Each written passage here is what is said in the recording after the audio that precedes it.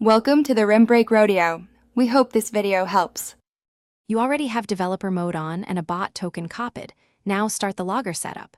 Open your project folder and install a Discord library or logging bot template. Once done, add the token to a secure env file and confirm gateway intents include message content and guild messages.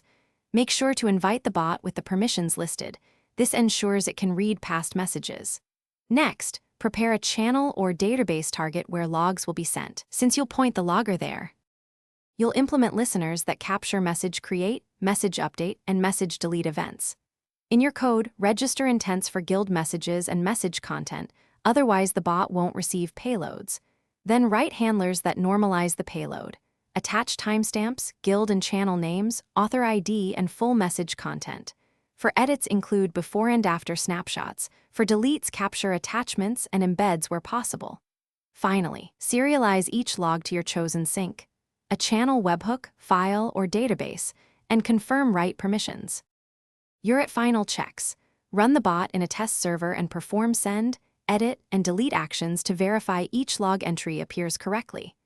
If events don't show up, make sure intents are enabled both in code and on the developer portal, and confirm the bot has channel read history permission. Once valid, add rate limit handling and error logs to avoid crashes, and implement a retention policy for stored logs. If something fails, restart the bot and re-examine recent permission changes. Thanks for watching. Consider subscribing if we helped you.